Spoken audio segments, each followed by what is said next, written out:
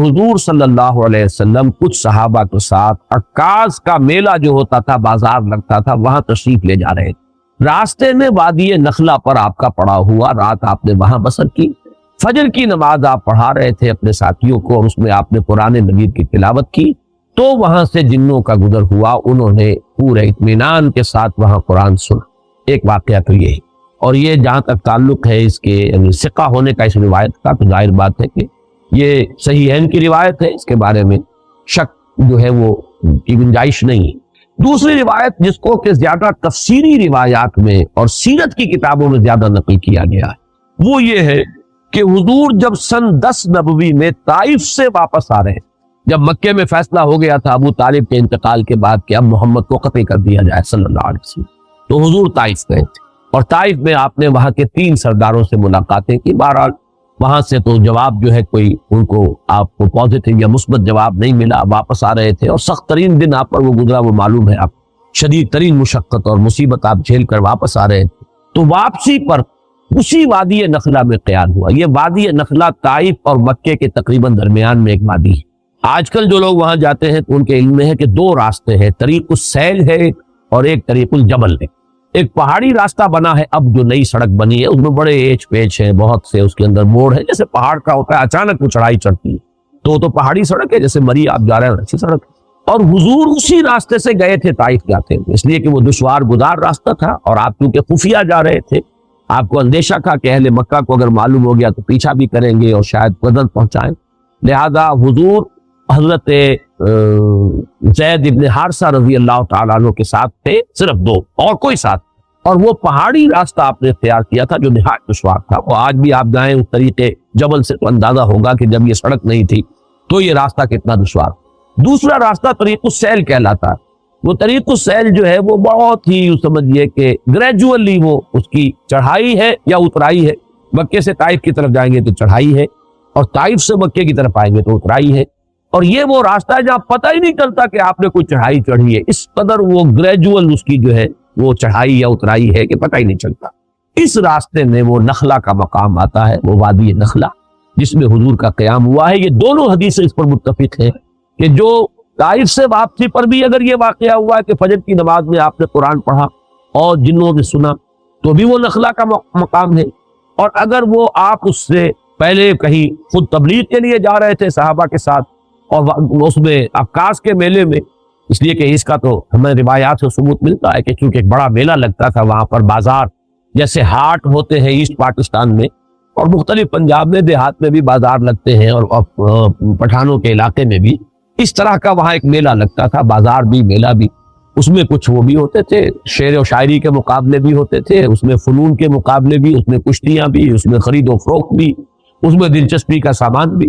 تو حضور وہاں تبلیغ کے لیے گئے ہیں، اس موقع پر بھی جا رہے تھے، تب بھی یہ واقعہ جو ہے یہ وادی نخلا میں۔ اس میں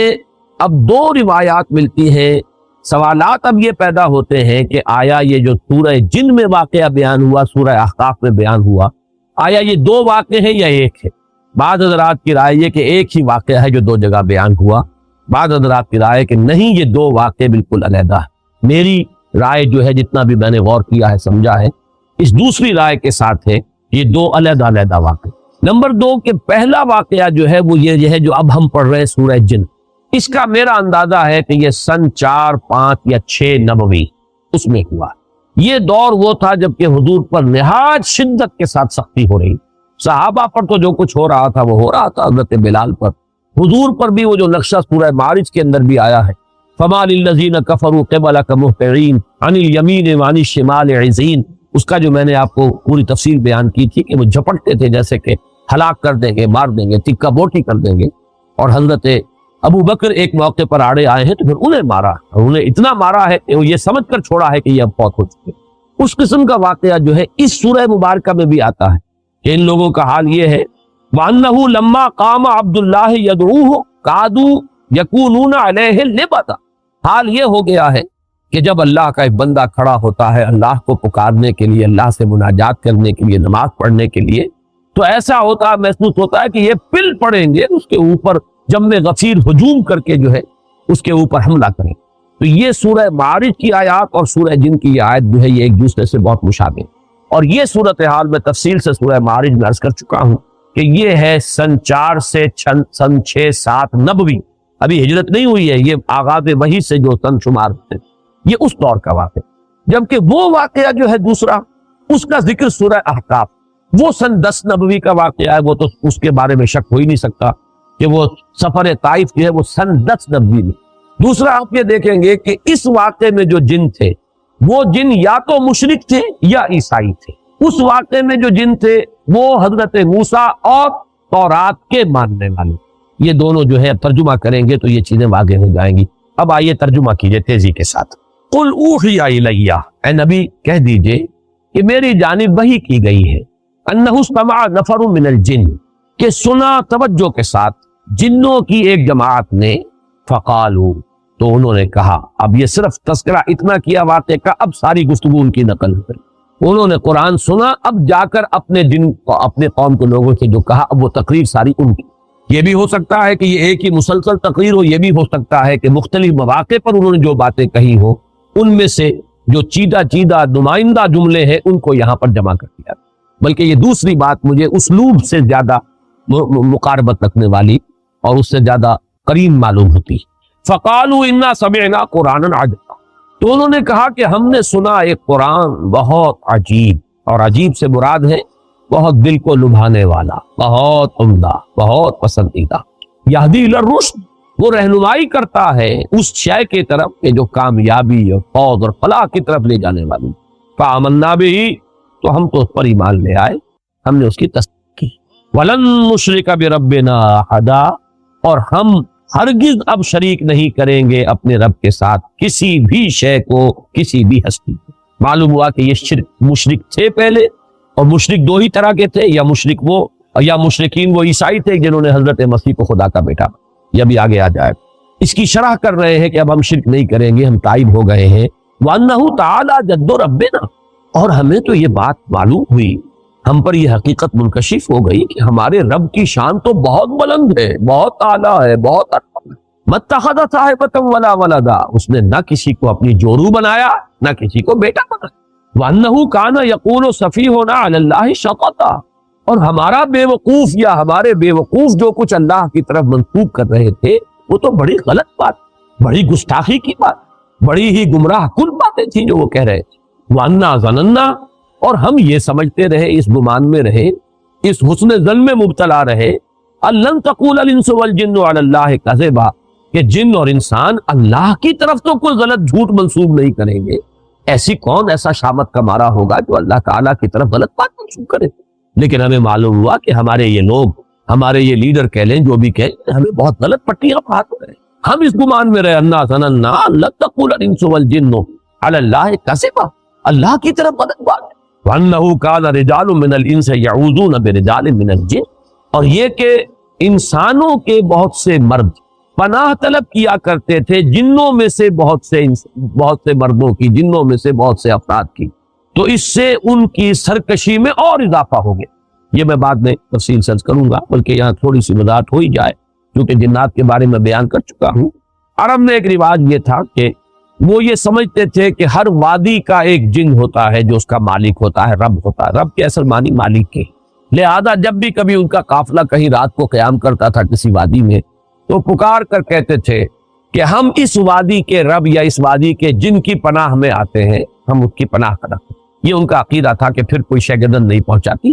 اور اس اعتبار سے کہا جا رہا ہے کہ یہ انسان جو ہے اشرف المخلوقات ہو کر، مسجود ملائک ہو کر، یہ جنوں کی پناہ طلب کیا کرتے تھے، اس سے ان کی سرکشی میں اور گمراہی میں اور اضافہ ہو گیا۔ وَأَنَّهُمْ ظَنُّوا كَمَا ظَنَنتُمْ، اور انہوں نے بھی یہی گمان کیا تھا جیسے کہ تم نے گمان کیا، أَن لَن يَبْعَثَ اللَّهُ أَحَدًا، کہ اللہ کسی کو نہیں اٹھائے گا۔ اس کے دو معنی ہے، وہ بعد میں تفصیل سے کر دوں گا، یعنی بات بعد الموت، کوئی موت اور کوئی بات بعد الموت نہیں ہے، موت کے بعد جی اٹھنا نہیں ہے، یا نہیں بھیجے گا، نہیں اٹھائے گا اللہ کسی نبی یا رسول کو۔ أَن لَن يَبْعَثَ اللَّهُ أَحَدًا وَأَنَّا لَمَسْنَا السَّمَاءَ فَوَجَدْنَاهَا مُلِئَتْ حَرَسًا شَدِيدًا وَشُهُبًا، اور ہم نے آسمان کو ٹٹولا تھا۔ یہ وہی جو خبریں لینے کے لیے جایا کرتے تھے، تو ہم نے آسمان کو ٹٹولا تھا، سانگل لینے کی کوشش کی تھی، تو ہم نے پایا تھا اسے کہ اسے بھر دیا گیا۔ ملیت، ملیان کہتے ہیں کوئی شے جو بالکل بھری ہوئی، تو ملیت حرسن کہ پہروں سے پہرے داروں سے بھرتی گئی ہے، شدیدن بڑا شدید پہرا لگا دیا گیا ہے، وہ شہبہ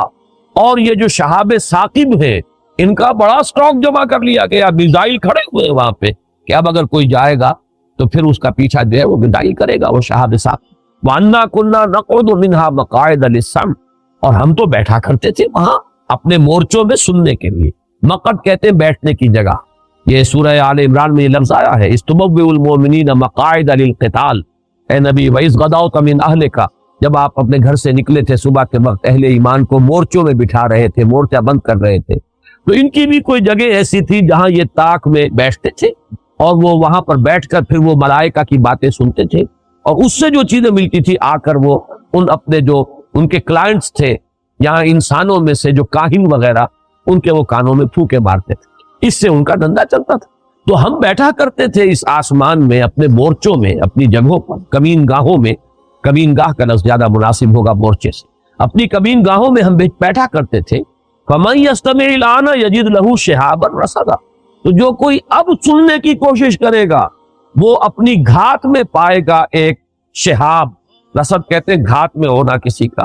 ان ربک لبالمرصاد تیرا رب جو ہے گھات میں ہے، وہ پکڑ اس کی طرف سے گرفت آیا چاہتی تو وہ دیکھے گا شہاب ثاقب کے گویا کہ وہ تیار ہے بالکل اس کا پیچھا کرنے کے لیے۔ وَأَنَّا لَا نَدْرِي أَشَرٌّ أُرِيدَ بِمَنْ فِي الْأَرْضِ أَمْ أَرَادَ بِهِمْ رَبُّهُمْ رَشَدًا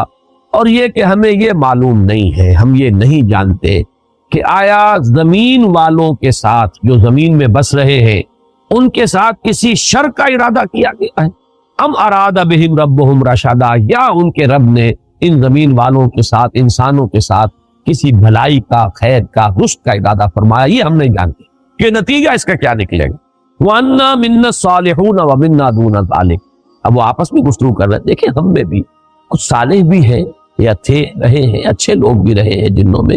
اور کوئی دوسرے قسم کے لوگ بھی ہیں۔ اب یہاں اشرار کا لفظ نہیں لائے، یہ ہے حکمت تبلیغ، دون ذالک کچھ اچھے لوگ بھی ہیں، شریف بھی ہیں، لیکن کچھ دوسری قسم کے بھی ہیں، اس سے کمتر لوگ بھی ہیں۔ کلنا طرائق قددا ہم تو بہت سے طریقوں میں بٹے ہوئے تھے، بہت سے فرقوں میں تقسیم ہو گئے تھے، طرح طرح کا ہر ایک کا اپنا، کل حزب بما لدیہم فرحون ہم نے بھی اپنے مشرب اور مسلک بنا لیے تھے۔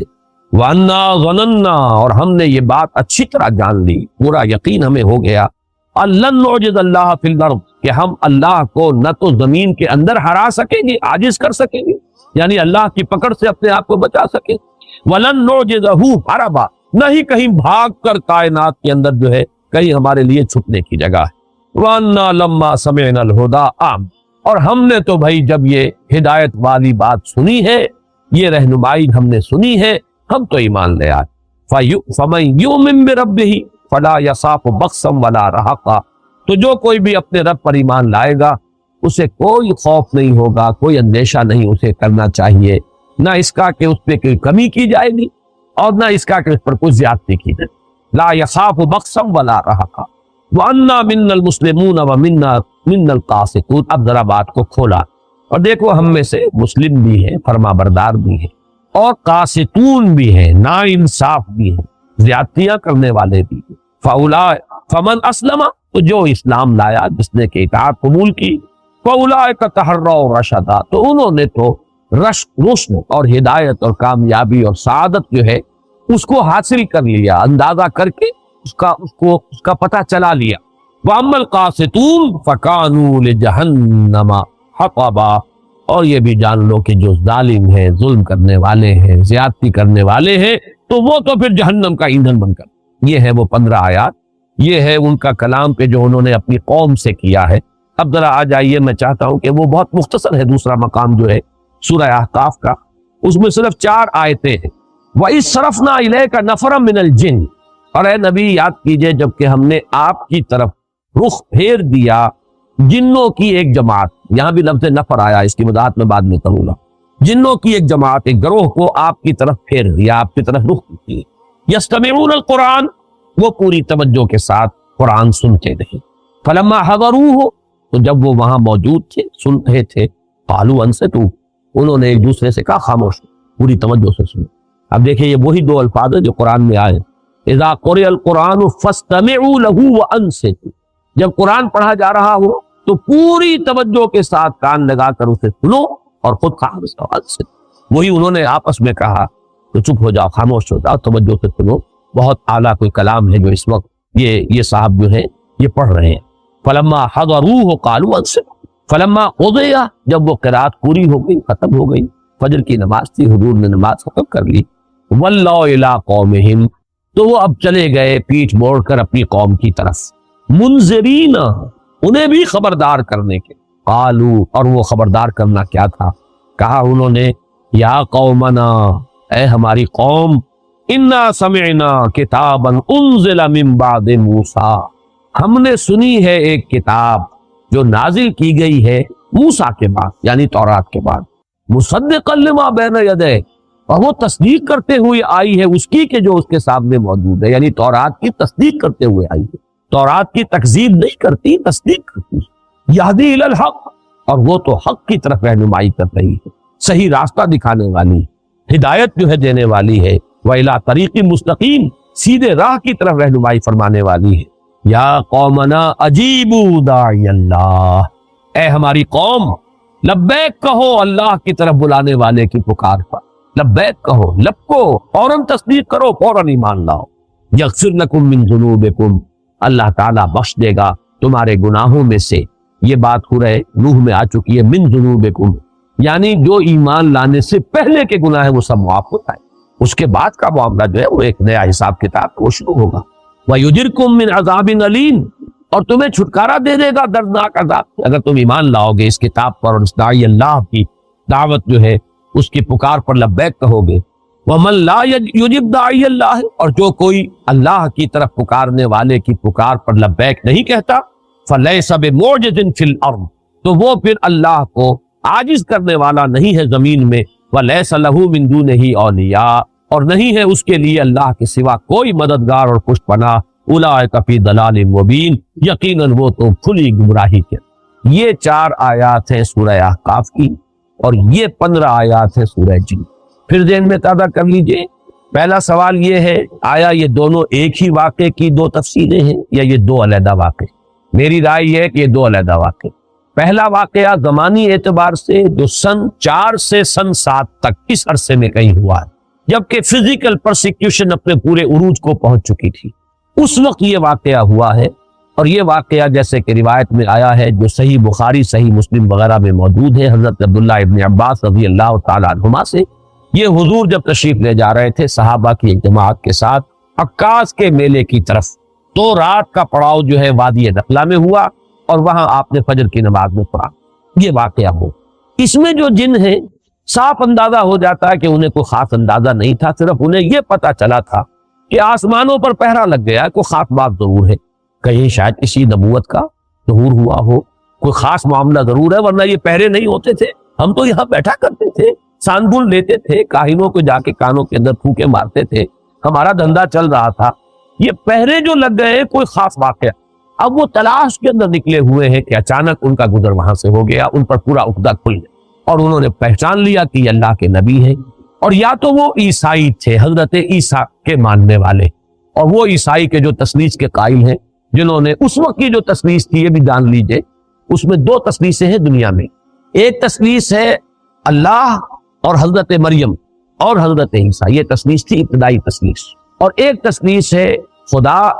اور روح القدس اور بیٹا یعنی حضرت مسیح. یہ 2 تثلیثیں ہیں ان کے ہاں. تو یہاں جو فرمایا گیا یہ وہ تثلیث ہے کہ جس کا انہوں نے کہا کہ ہم تو یہ سمجھ چکے کہ ہمارے رب کی شان اس سے بہت اعلیٰ اور رفیع ہے کہ وہ کسی کو جورو بنائے یا بیٹا بنائے. تو ہو سکتا ہے کہ وہ جو عقیدہ تثلیث جو تھی عیسائیت تھی اس کے اوپر وہ تھے،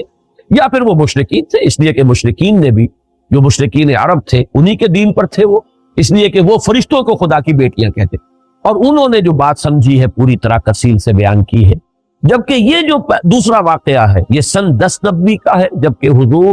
طائف سے واپس تشریف لے جا رہے تھے، طریق السیل سے جا رہے تھے، وادی نخلا میں آپ نے قیام فرمایا، وہی فجر کا وقت ہے اور وہاں وہ آئے ہیں، اور وہاں آپ کو بین السطور صاف نظر آ رہا کہ وہ جو جن تھے وہ کافی چیزوں سے واقف تھے، موسیٰ کے جاننے والے تھے، کتاب کے جاننے والے تھے، گویا کہ وہ اس اعتبار سے کوئی وہ زیادہ ناواقف لوگ نہیں تھے. البتہ اس گمان میں تھے کہ شاید اب یہ آخری کتاب تھی تورات کی، اور شاید آخری تھے نبی موسیٰ، اب ان کے بعد شاید کوئی اور نبی آنے والے نہیں ہیں، لیکن چونکہ باقی سارا تصور ان کا مکمل، لہذا فوراً وہ ایمان لائے اور فوراً انہوں نے داعی کی حیثیت اختیار کر لی اور جا کر اپنی قوم کو جس قدر زوردار انداز کے اندر دعوت دی ہے۔ واقعہ یہ کہ انسانوں میں تو اس کی مثال اگر ملے گی تو ابو بکر صدیق کے سوا شاید کسی کی مثال نہ ملے، کہ ایک مرتبہ کلام پاک سنا ہے حضور صلی اللہ علیہ وسلم سے، ایک مرتبہ، اور داعی کی حیثیت اختیار کر لی، اپنی قوم کے سامنے جا کر کھڑے ہو گئے ہیں کہ یا قومنا اجیبوا داعی اللہ، اے ہماری قوم کے لوگوں لبو لبیک کہو اس اللہ کی طرف پکارنے والے کی پکار پر، قبول کرو اس کو، تصدیق کرو اس کی، ایمان لاؤ اس پر۔ تو یہ جو معاملہ ہے یہ تو واقعتاً وہ صدیقین کے زمرے کے کوئی یہ جو ہے جنات ہیں، اور یہ بات اچھی طرح معلوم ہو گئی ان سے بھی کہ وہ اپنے کسی نبی کا ذکر نہیں کر رہے، اپنے ہاں کی کسی کتاب کا ذکر نہیں کر رہے، ورنہ تو اس کا ذکر کہ ہمارے ہاں جو کتاب ہے یا ہمارے ہاں جو نبی آئے ہیں یہ بھی وہی باتیں کر رہے ہیں کہ جو ہمارے ہاں کے نبیوں نے اور رسولوں نے کی ہیں، قطعاً نہیں۔ نام لے رہے ہیں تو حضرت موسیٰ کا، اگر ذکر کر رہے ہیں تو تورات کا، تو معلوم ہی ہوا کہ کوئی سلسلہ نبوت اور رسالت جنات میں نہیں ہے، بلکہ رسالت اور نبوت کے اعتبار سے جنات بھی انسانوں ہی کے تابع ہیں۔ جو بھی رسول بھیجے گئے انسانوں میں اور نبی مبعوث کیے گئے ان کے مخاطب ہیں انس بھی اور جن بھی، اور یہ بات جو ہے بڑی تفصیل سے میں آپ کو بتا چکا ہوں۔ سورہ رحمان تو ہے ہی پوری کی پوری مسلسل تخاطب تسنیہ کے سینے سے، فَبِأَيِّ آلَاءِ رَبِّكُمَا تُكَذِّبَانِ یا معشر الجن والانس ان استطعتم ان تنفذوا من اقطار السماوات والارض فانفذوا لا تنفذون الا بالکل تسنیہ کے سینے سے، سنفرغ لکم ایھا الثقلان، اے وہ دو بھاری مخلوقوں ہم عنقریب تمہارے لیے فارغ ہوا چاہتے۔ تو سورہ رحمان کو پڑھ کر بھی اگر وہ بات واضح نہیں ہوئی تو معلوم ہوتا ہے کہ ذہن کے اوپر کسی غلط فکر کا، غلط سوچ کا، غلط نظریے کا کوئی بہت ہی دبیز اور کوئی بہت ہی بھاری حجاب جو ہے وہ پڑ گیا ہے، ورنہ وہ حقیقت بالکل الگ نشرہ ہوتی۔ اور سب سے بڑی بات یہ کہ امت کا اجماعی عقیدہ ہے، پوری امت کا 1400 برس کا، اس سے اصل میں ہٹ کر راہ نکالنا جو ہے در حقیقت وہی ہے کہ جو چیز انسان کے لیے جو اس کی گمراہی کا سب سے بڑا سبب۔ اب آئیے ذرا ایک ایک لفظ پر بھی ہم ذرا تھوڑا سا غور کریں۔ قل اوحی الیہ، یہ سب سے پہلے لفظ قل پر غور کیجئے، حضور کو یہ وحی کیوں کی، کیوں کہا گیا کہ اس واقعے سے آپ اپنے ان لوگوں کو خبردار؟ یہ اس لیے کہ معلوم ہو جائے کہ جیسی سرکشی اے قریش تم کر رہے ہو، جن گمراہیوں میں تم مبتلا ہو، اسی قسم کے سرکش، اسی قسم کے گمراہی میں مبتلا جنات بھی تھے، لیکن دیکھو ان کے ایک گروہ نے اس کلام کو سنا ہے اور وہ ایمان لی، انہوں نے تصدیق کی۔ تم اپنی بدبختی پر غور کرو ذرا کہ تم کہاں کھڑے ہو، تم سوچنے کے لیے تیار۔ میں جب آج سوچ رہا تھا اس پر تو مجھے سورہ انعام کی آیت نمبر 89 کی طرف میرا ذہن منتقل ہوا، فَإِن يَكْفُرْ بِهَا هَؤُلَاءِ فَقَدْ وَكَّلْنَا بِهَا قَوْمًا لَيْسُوا بِهَا بِكَافِرِينَ، اگر یہ لوگ ناقدری کر رہے ہیں اس قرآن کی، اس وحی کی، یہ حکمت جو انہیں سنائی جا رہی ہے قرآن کے ذریعے سے، اگر یہ قریش جو ہے ان کی ناقدری کر رہے ہیں تو اے نبی آپ پریشان نہ ہو، ہم نے اور قوموں کو تیار کیا ہوا ہے اس کام کے لیے کہ وہ اس کی ناقدری نہیں کریں، وہ اس کی قدر دانی کریں گے، اس کو حرز جان بنائیں گے، آگے بڑھ کر چومیں گے اس کو اور اس کو قبول کریں گے، لہذا گھبرائیے نہیں۔ ان یکفر بها هؤلاء فقد وکلنا بها قوما لیسوا بها بکافرین، اپنے قومیں ایسی ہیں جو فوراً تصدیق کرے گی۔ اب ان میں اشارہ انصار مدینہ کی طرف بھی ہو سکتا ہے اور دوسری اقوام کی طرف بھی ہو سکتا ہے، پھر ان میں اشارہ ان کی طرف بھی ہے، تو یہ بھی ایک مثال ہے۔ قل کہہ دیجئے ان سے، اوحی الیہ، یہ اوحی الیہ سے اشارہ ہو رہا ہے اس بات کی طرف کہ یہ بات حضور کو خود معلوم نہیں ہے، یہ بات ذرا کھلے گی بعض حضرات کو، لیکن بات سمجھ لیجئے جو قرآن سے ہمیں قرآن کو فالو کرنا ہے، اوحی وہی کی گئی۔ جب آپ نخلا میں قرآن پڑھ رہے تھے آپ کو معلوم نہیں ہے، اگر ہوتا تو آپ اسی وقت اپنے صحابہ کو بتا دیں، پھر کسی وحی کی ضرورت نہیں۔ اس لیے اللہ تعالیٰ اپنے بندے کو چاہے رسول ہو، چاہے نبی ہو، چاہے ولی ہو، کوئی بھی ہو، جتنا علم دیتا ہے بس وہی علم اس کا ہے، جو علم نہیں دیتا وہ علم اس کو حاصل نہیں۔ کل کا کل عطائی علم ہے، ذاتی علم کسی کا نہیں ہے ذرہ بر، اور یہ وہ شے ہے جس کو بریلوی مکتب فکر کے بھی محققین مانتے۔ میں نے یہ حقیقت و اقسام شرک میں تفصیل سے بحث کی۔ ان کے جو صاحب علم ہیں، ایک تو ہے عام واعظ، نعت گوئی کرتے کرتے وہ کئی مؤذن تھے اور نعت گو ہوئے، اس کے بعد وہ خطیب بھی ہو گئے اور وہ بلکہ خطیبوں کے سردار ہو گئے۔ وہ جو بے پرکی ہانکتے ہیں جیسے شیعہ ذاکر ہانکتے ہیں، ہر سال نئے ڈرامے جو ہے تصنیف ہوتے ہیں کربلا کے واقعات کے، اور نئے ڈائیلاگز جو ہے سنائے جاتے ہیں، ان کی بات چھوڑ دیجیے۔ جو ان میں اہل تحقیق ہیں ان سے میں نے جب رابطہ قائم کیا، مثلاً ایک ساہیوال جو اب کہلاتا ہے، منمومری تھا اس زمانے پہ، وہاں کی بہت بڑے عالم ہیں، بریلوی مکتب فکر کے زعماء میں سے ہیں، میں ان سے پاس گیا، میں نے کہا مسئلہ کیا علم غیب کا؟ تو صاحب کہا، کتابیں نکال کے دکھائی، دیکھیے ہم 3 باتیں مانتے ہیں حضور کے علم کے بارے میں۔ حضور کا علم حادث ہے، قدیم نہیں۔ حضور کا علم محدود ہے، لا محدود نہیں۔ حضور کا علم عطائی ہے، ذاتی نہیں۔ بات 3 باتیں مان لیجئے تو بات ختم ہو گئی۔ اب جھگڑا کرے گا، باقی رہ گیا یہ کس کا علم تھا کس کا نہیں تھا، یہ ہم کون فیصلہ کر لیں؟ کیا چیز معلوم تھی کیا نہیں معلوم تھی؟ ہم نہیں ناپ سکتے حضور کے علم کو۔ البتہ جہاں پہ ایسے اشارے مل جاتے ہیں اس سے بات سمجھ میں آتی ہے کہ یہ بات آپ کو از خود معلوم ہوئی ہوتی تو وہی کی ضرورت تھی کہ آپ کے علم میں ہوتا کہ فرشتے موجود، یہ جنات آئے ہوئے ہیں اور یہ میری بات سن رہے ہیں، قرآن سن رہے ہیں، اور انہوں نے جا کر یہ بات کہی صراحت کے ساتھ۔ وہاں پر بھی یہی ہے سورہ احقاف میں کہ اللہ تعالیٰ فرما رہا ہم نے بھیج دیا تھا، ہماری مشیت کے تحت آئے تھے، از خود نہیں آئے تھے۔ اس صرفنا الیک نفرا من الجن، ہم نے رخ پھیر دیا کچھ جنوں کی ایک جماعت کا کہ وہ آپ کی طرف آئی اور قرآن اس نے سنا۔ یہاں بھی فرمایا قل اوحی الی، کہہ دیجئے مجھ پر وحی کی گئی ہے، انہ استمع نفر من الجن، کہ جنوں کی ایک جماعت نے توجہ سے سنا۔ استماع کو نوٹ کر لیجئے، سمع یسمع کے معنی ہے مجرد سننا، اور استماع یستمع باب افتعال بنے گا استماع، اس کے معنی پورے توجہ سے کان لگا کر دھیان سے سننا۔ فاستمعوا له وانصتوا، نفر کی جو کے لفظ کا اطلاق ہوتا ہے عربی میں 3 سے 10 تک، اور روایات میں معلوم ہوتا ہے بعض میں کہ یہ 9 تھے، بعض میں 7 کا حصہ تھا، واللہ اعلم۔ فقالوا انا سمعنا قرانا عجبا، تو انہوں نے کہا کہ ہم نے سنا ایک قرآن، ایک پڑھی جانے والی شے، قرآن کے معنی پڑھی جانے والی شے، اور ہم نے سنی وہ عجبا۔ اب یہ عجب جو ہے یہ مصدر ہے، عجیب صفت مشبہ ہوتی ہے، عجیب، لیکن عجیب کے لفظ کو چھوڑا گیا عجبا، اور جب مصدر آتا ہے بطور صفت تو اس کے اندر بہت مبالغہ ہوتا، بہت عجیب۔ لیکن عجیب کی میں نے کئی مرتبہ وضاحت کی ہے کہ عجیب اردو میں ہم کہتے ہیں کسی شے کو جو ان یوزول ہو، غیر معمولی سی،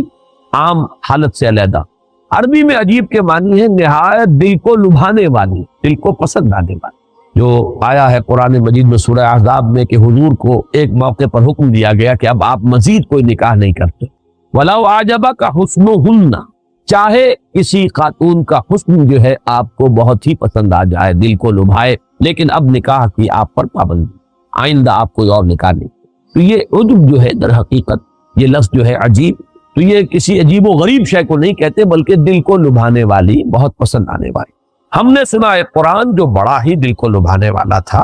یہدی الی الرشد، رشد یہاں پر آیا ہے سبیل الرشاد کے معنی میں، جیسا کہ سورہ مومن کی آیت نمبر 39 میں، وہ راستہ،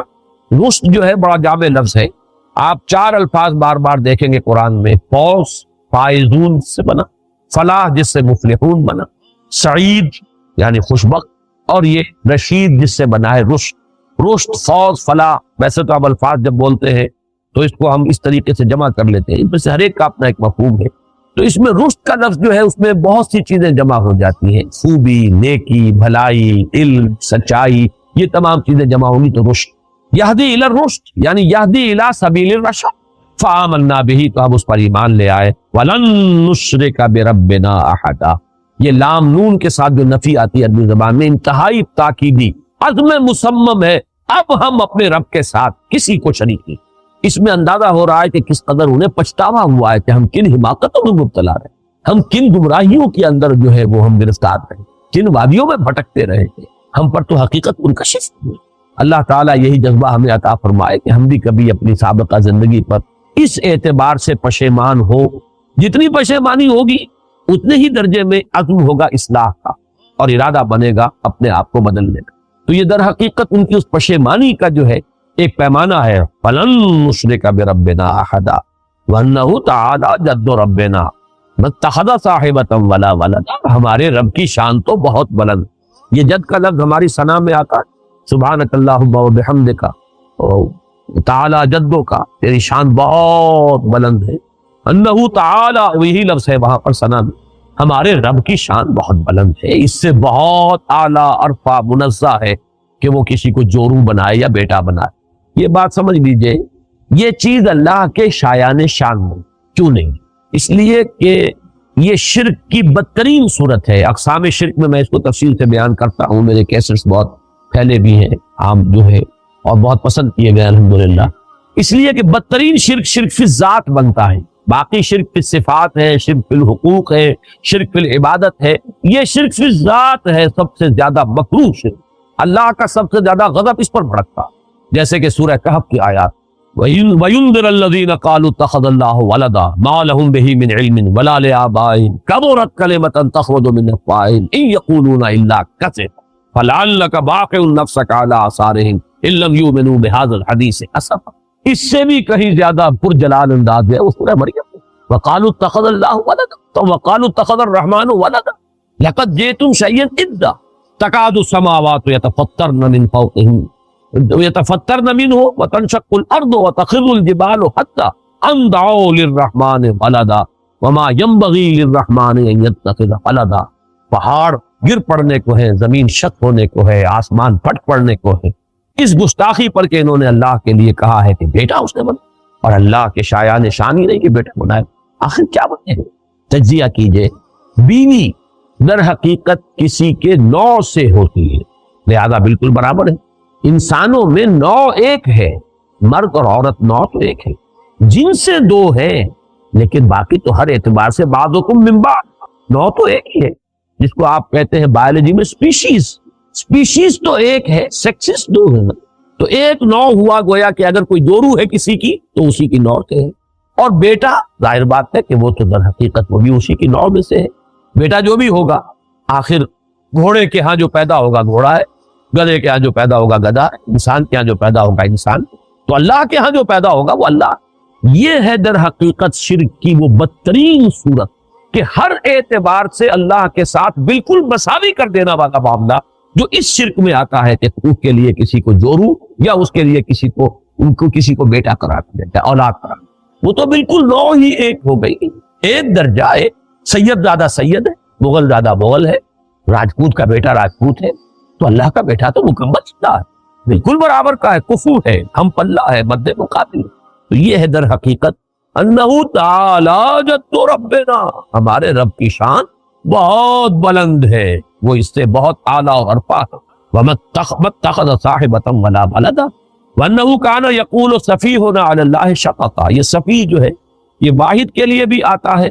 اور جمع کے لیے، یہ بھی ہو سکتا ہے ان کا ہمارے ہاں کے بڑے بدھو اور بڑے یہ جو بنے پھرتے تھے ہمارے گرو گھنٹال، ہمارے لیڈر ہمیں بڑی غلط پٹیاں پڑھاتے رہے، اور انہوں نے ہمارے ان بے وقوفوں نے اللہ پر جو ہے بڑی غلط باتیں جو ہے جڑی ہیں اور غلط ان کے اللہ کی طرف منسوخ کیا کہ اللہ نے کسی کو بیٹا بنا لیا اور اللہ نے کسی کو جو ہے اپنا برابر کا درجہ دے دیا ہے۔ تو یہ شیطان لعین کی طرف بھی اشارہ ہو سکتا ہے، اس کی ذریت معنوی اصل بھی مجموعی طور پر بھی مراد ہو سکتی ہے۔ وَأَنَّهُ كَانَ يَقُولُ سَفِيهُنَا عَلَى اللَّهِ شَطَطًا وَأَنَّا ظَنَنَّا لَن تَقُولَ الْإِنسُ وَالْجِنُّ عَلَى اللَّهِ۔ یہ ہے وہ سادہ لوحی، بہت اہم ہے یہ آیت، اکثر و بیشتر عوام الناس اسی سادہ لوحی میں مارے جاتے ہیں۔ آپ کا عام بیچارہ بریلوی جو ہے وہ کیا سمجھے، وہ تو اپنے مولوی کی بات سنتا ہے، اپنے وائس کی بات سنتا ہے، وہ یہ گمان نہیں کر سکتا کہ یہ تو دھوکہ دین کے اللہ کے پاس۔ اسی طریقے سے کوئی شیعہ ہے، اسی طرح قادیانی ہے، قادیانیوں کا ہر شخص تو ان میں سے ریسرچ نہیں کرتا، ہر شخص قرآن مجید کی جو ہے تحقیق نہیں کرے گا کہ ختم نبوت کے کیا معنی ہے کیا نہیں ہے۔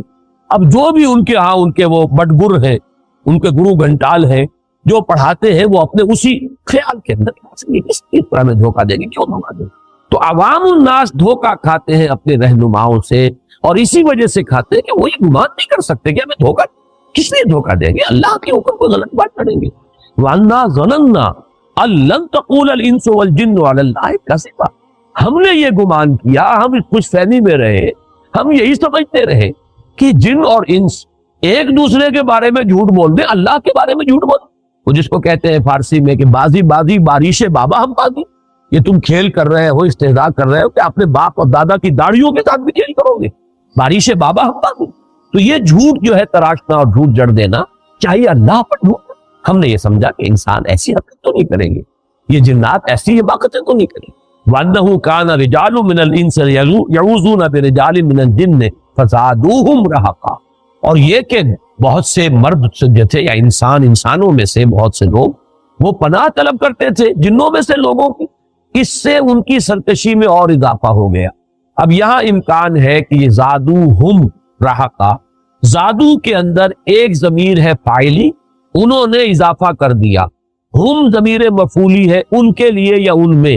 لیکن یہ کہ اضافہ کرنے والا کون ہے، کن میں اضافہ ہوا ہے، اس میں دونوں رائے ہو سکتی ہے۔ یعنی جنوں نے ان انسانوں کو اور گمراہ کیا، پھر اور غلط راستے پر ڈالا۔ اچھا تم اشرف المخلوقات ہو کر اور تم ہماری پناہ طلب کر رہے ہو تو ہم تمہیں ایسی ایسی وادیوں میں لے جا کے بھٹکائیں گے کہ تم جہنم کا ایندھن ہی بن کر رہو۔ اور ایک یہ بھی ہو سکتا ہے کہ انسانوں کے اس طرز عمل نے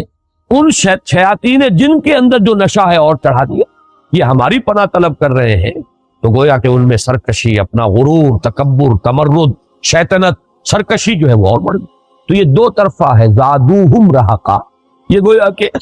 جس کو انگریزی میں کہتے ہیں وشس سرکل، کہ یہ ایک دوسرے کی گمراہی کے اندر اضافہ کر رہے ہیں۔ اور یہ دونوں کیا، کیونکہ اس میں یہ استعمال موجود ہے، یہ بہت ہی ذو معنیین کہیے، اور دونوں معنی جو ہے اس کی اپنی جگہ پر صحیح ہے اور درست۔ وَأَنَّهُمْ ظَنُّوا كَمَا ظَنَنتُمْ أَن لَّن يَبْعَثَ اللَّهُ أَحَدًا،